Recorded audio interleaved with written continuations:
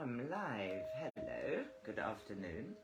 It is Wednesday, the 22nd of March 2023, and I'm reading out of Scarlet. It is a book written by Joan Grant. It's a far memory book. Joan Grant was a seer. She lived 1907 to 1989, and she wrote books of her far memory. This is a story about Piyanah and Raki. They are founding a new tribe. They're changing the customs of the tribes, the tribe they're part of, the two trees. Both their mothers has passed away. They have done their ordeals. They are now 17, and they're now watching the other ordeals. One of them was so harrowing yesterday that I stopped reading. Anyway, this is part 2 of the chapter entitled Ordeals for the Scarlet, the highest accolade. This poor man had firearms over his body and honey. Until then, I had not seen the thread of honey leading away from his right side to the half-empty jar. It was the narrow path which might lead them to march in search of fresh plunder, a narrow, shining path which held the only hope of victory over this multitudinous enemy. When I could no longer bear to look at the man's face, so terribly still above the quivering pall which covered his body, I tried to quell the queasiness of my belly by watching some of the chiefs.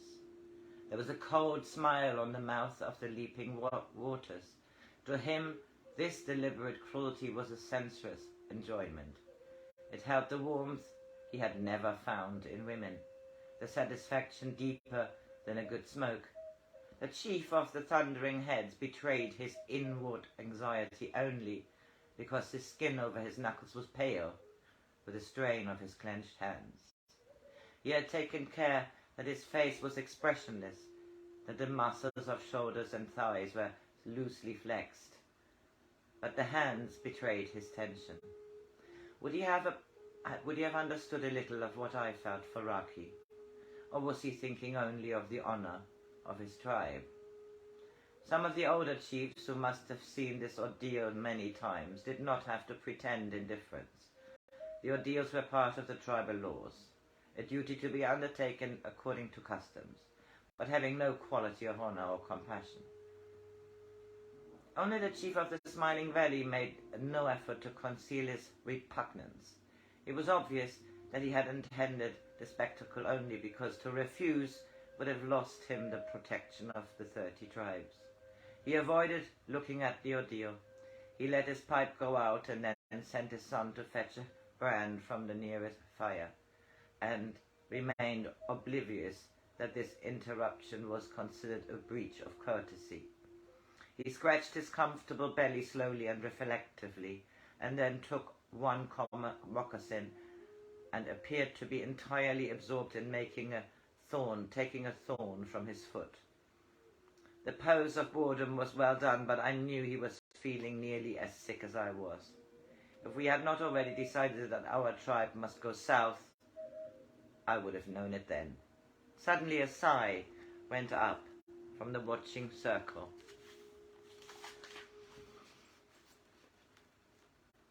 I thought the ants had struck, and it was only with a strong muscular effort that I could turn my head to make myself see what had happened.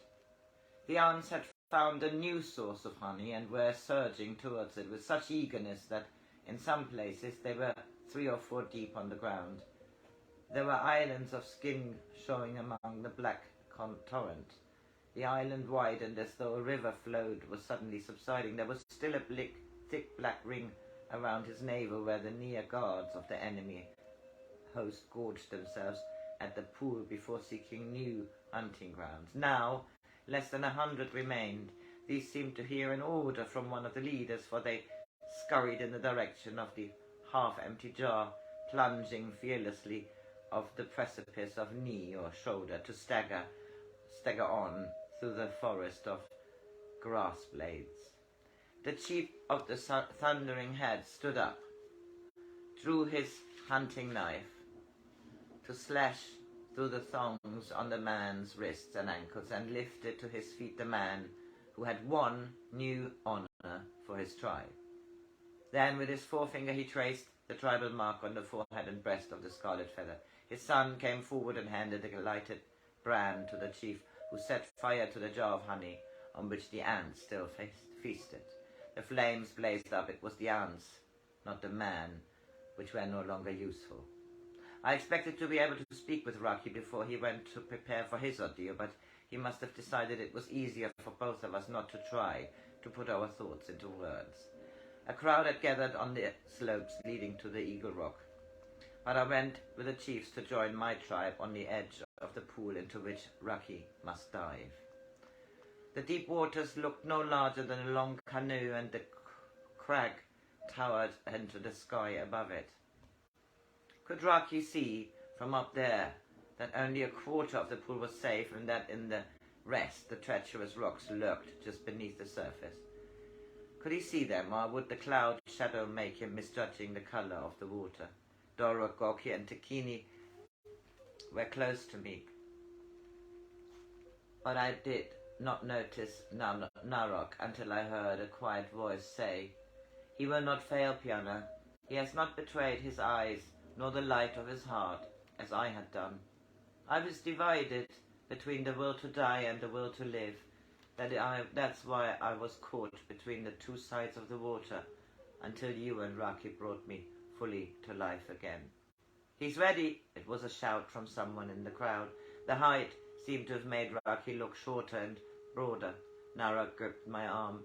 "In a moment he will be climbing out of the pool to stand beside you. Steady, Piyanah. Give him your courage to keep him steady." A groan went up from the crowd as the body hurled through the air, too close to the rock face. Blank, unbelieving horror swept over me in a dark flood. I saw blood pouring like smoke through the water of the pool. Why does no one run forward to save Raki's body? I can't move. Why doesn't Dorok go for me? Why are they letting a strange chief touch Raki? Raki, whose face is only a pulp of red flesh. I heard my father's voice, very far away yet solid as a stone. "The yellow skin failed, Piyanah, but Raki will win." The yellow skin? I wanted to cry and laugh and scream with relief. An arm dangling from that crushed shoulder, from that dead body with Cha father carried in his arms. It was not Raki's. It was yellow. It was not Raki's. "Quiet, Piyanah," Dorok's voice, sharp and authoritative.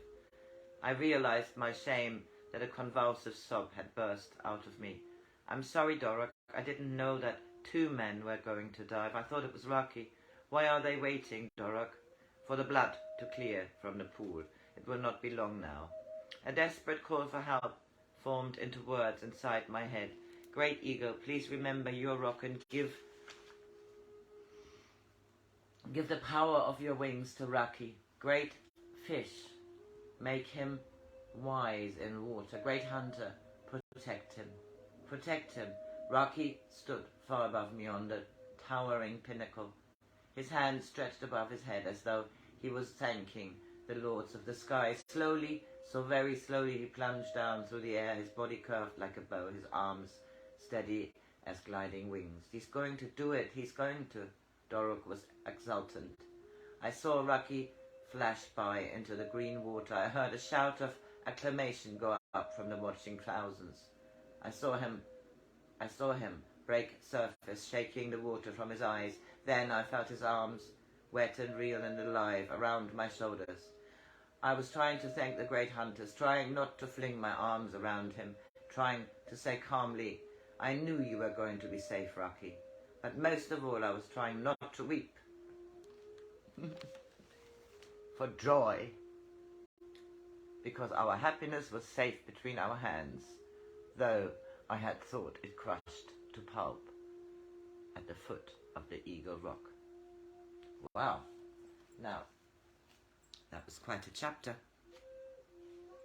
Next one is Squaw's Choosing. I have to carry on. I hope you have a very good Wednesday. Bye-bye.